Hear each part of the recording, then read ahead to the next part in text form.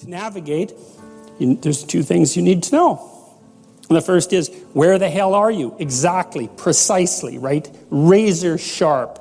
What's good about you and what's bad about you? By your own reckoning. You don't have to, you can ask other people, but this is a game you play yourself. It's like, as far as I'm concerned, I'm taking stock. What is it that's okay about me and what needs some work? And you got to watch to not be too self-critical when you're doing that too, because that can just be another kind of flaw. And then the next is, okay, well, where are you going? What's your destination? Well, and that's what the frame is. Now, you could do that in a very sophisticated way. And you do that by thinking consciously about who it is that you are in an articulated manner and where you want to go and why and how you're going to get there. And people hardly ever do that. That's come as such an absolute shock to me as an educator. Because one of the other programs, I use this in my classes. One of the other programs in this suite of programs is called the Future Authoring Program, and I started developing it in my Maps of Meaning class, which is where some of this material is from. And I got students to write about their past. It's like, okay, we're talking about stories, so let's tell your story. Who are you? How did you get here? And what are you now? That usually helps people put things to rest, although it's quite stressful while you're doing it. Stress goes up when you're doing it, and maybe you feel miserable for a couple of weeks, and then stress goes down and it stays down. So that's also why people don't do it, because who the hell wants to have their stress go up? But if it's temporary, it's a sacrifice. So then the next issue is, well, where are you going? And one of the things that, and this I cannot understand. These students that had been in education system for 15 years, 14 years, high-end students, most of them, not once in their whole bloody life did anyone ever get them to sit down for like a day and say, all right, justify your existence. Like, well, seriously, it's like here you are in university, you're taking a bunch of courses, you've got some sort of vague career plan. It's like, defend the damn thing a bit, since you're going to go live it and everything. You're staking everything on it. It's like, what's your damn plan? And why are you so convinced that it's not the plan of a babbling fool? Because if you haven't thought about it, then it is. And if you really want to go out there and live that out, one of the things Carl Jung said was that you're in a story, whether you know it or not. And then he made two nice comments about that. If it's someone else's story, you're probably going to get a bit part. And it might not be the one you want. And if it's a story that you don't know, it might be one with a really bad ending. Or maybe it's just bad period with a worse ending. And if you don't know what the story that you're living out is, maybe that's the one. Maybe you got that from your mother, you got it from your grandmother, you got it from your aunt, or God only knows where you picked it up, because you pick up things like mad, because that's what human beings are like. So maybe you're living a malevolent tragedy unconsciously. And then one thing you might ask yourself is, well, how wretched and miserable is your life? Let's add futile to that. How wretched, miserable, and futile is your life? And you might say, well, yeah, 70% on each count. It's like, then you're probably unconsciously living out a malevolent tragedy. And maybe that's not for the best.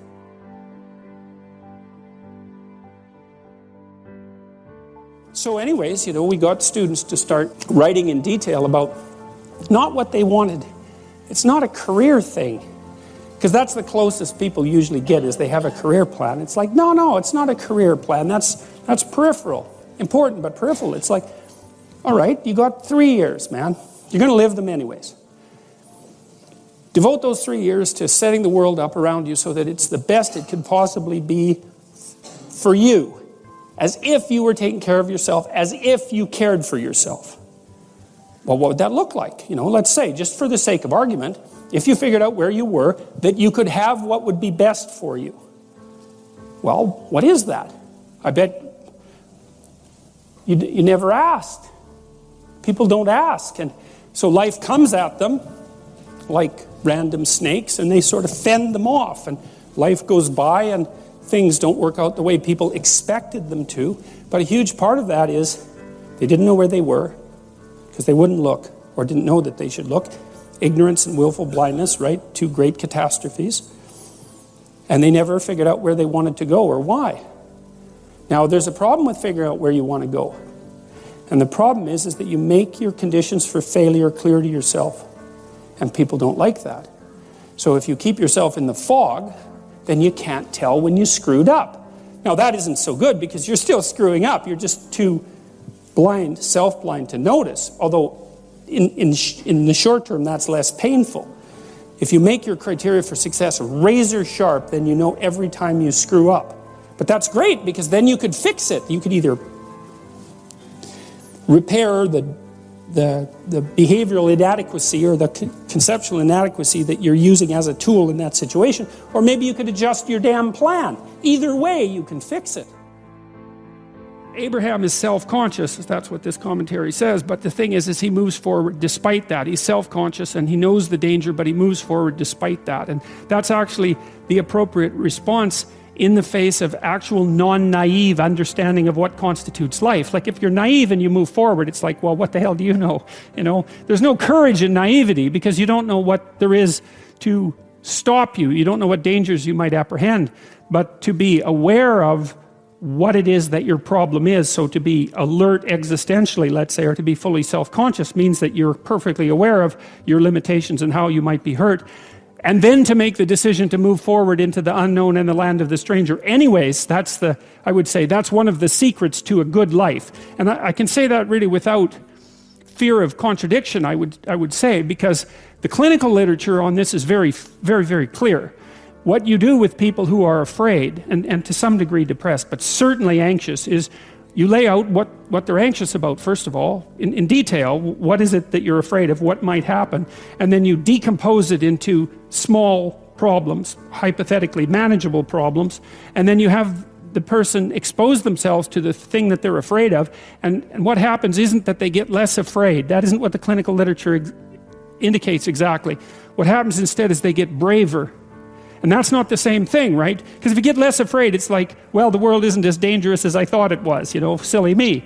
If you get braver, that's not what happens. What happens is, yeah, the damn world's just as dangerous as I thought, or maybe it's even more dangerous than I thought, but it turns out that there's something in me that responds to taking that on as a voluntary challenge and grows and thrives as a consequence. And there's no doubt about this. Even the psychophysiological findings are quite clear. If you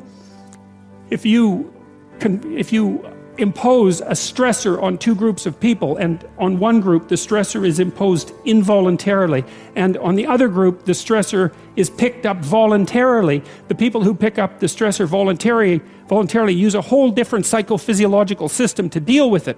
They use the system that's associated with approach and challenge, and not the system that's associated with defensive aggression and withdrawal. And the system that is associated with challenge is much more associated with positive emotion and much less associated with negative emotion. It's also much less hard on you because the defensive posturing system, the prey animal system, man, when that thing kicks in, it's all systems are go for you, you know. The gas is pushed down to or the pedals pushed down to the metal and the brakes are on. You're using future resources that you could be storing for future time right now in the present to ready yourself for emergency. So there's nothing simple or trivial at all about the idea of being called to move forthrightly forward into the strange and the unknown.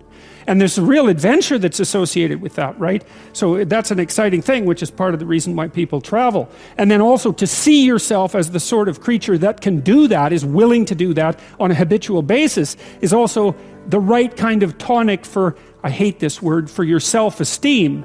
You know, because the self-esteem has nothing to do with feeling good about yourself. As I already mentioned, there isn't necessarily a reason why a priori you should just feel good about yourself. But if you can view yourself acting in a courageous and forthright manner and encountering the world and trying to improve your lot and taking risks, you know, in a non-naive way, well, then you have something that you can comfort yourself with at night when you're wondering what the whole damn point of your futile and miserable life.